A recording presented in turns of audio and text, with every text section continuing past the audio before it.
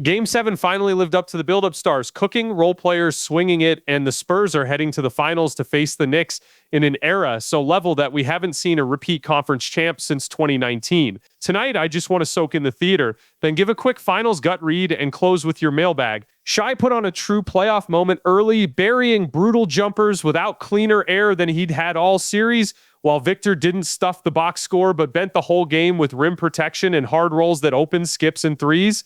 OKC stayed in it with early offensive boards and Shai's shot making, but San Antonio's depth, steady shooting, and big defensive plays decided it. Credit Mitch Johnson for not panicking at halftime when Shai got hot. He mostly stuck with the coverage and the math tilted back his way. He also spammed ball screens and drilled his guards to trust the skip, which fed clean looks to guys like Champagne and Keldon, and the Spurs rotations then smothered OKC's catch and shoots on the other end. Fox hit timely pull-ups on a bad ankle. Keldon nailed 2 massive fourth-quarter threes. Cornet's pure vertical wall flipped a swing score, and rookie Dylan Harper drilled a wild step back over Caruso, then smashed in a putback, exactly the avalanche you get when Wemby's rolls drag 3 bodies into the paint and the defense scrambles. Quick final snapshot, the Knicks bring bigger, longer wings who can body San Antonio's guards, and I expect them to try a Hartenstein on Wemby style with Karl Anthony Towns handling the ground game while OG and McCall absorb the perimeter heft. New York can also field 5 shooters without shrinking, so my early feel is a true toss-up until we dive deeper next week.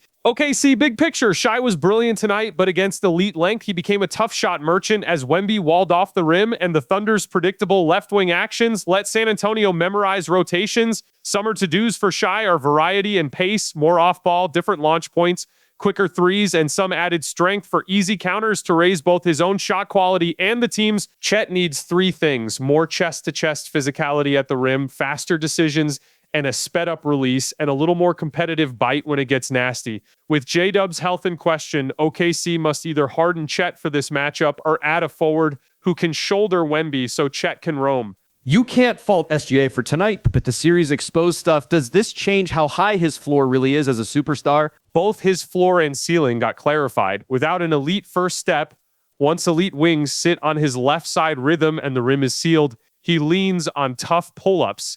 And he's not compensating with top-tier rebounding, rim defense, or Luka Jokic-level table setting. He's still in that top tier, but I can't put him above those engines after 3 straight postseasons showing the same pressure points. Should the Thunder consider trading Chet after this matchup nightmare? Absolutely not. He's outstanding against most of the league. This is a Wemby-specific problem that calls for roster tweaks like re-signing Hartenstein and adding a big switchable forward. For context, OKC generated only a handful of unguarded catch-and-shoot threes tonight, while San Antonio created more clean looks off Wemby's rolls, which is the real gap. Is it time for Sam Presti to cash in for Giannis? Tough sell right now with J-Dub's hamstring history and Chet's value dipped by this series.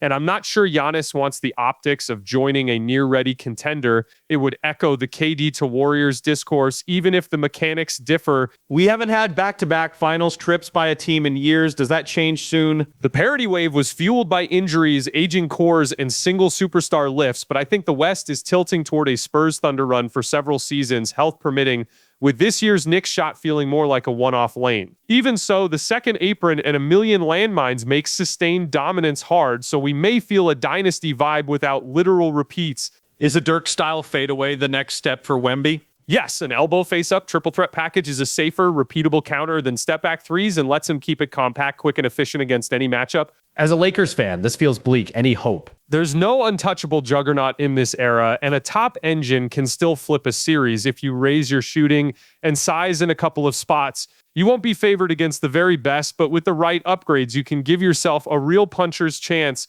One for the running gag. When do we credit the Shaolin months for Wemby? He's had a couple of young star lapses, but the overwhelming picture is a ferocious competitor learning fast, speaking with poise, and already steering a young room. At 22, that's face of the league material, and the growth curve is scary in the best way. He's only tapping into what he can be, and even on a night without huge scoring, he changed everything with that overtime winner and has already delivered 2 of the best playoff games I've seen. This ride's just getting started.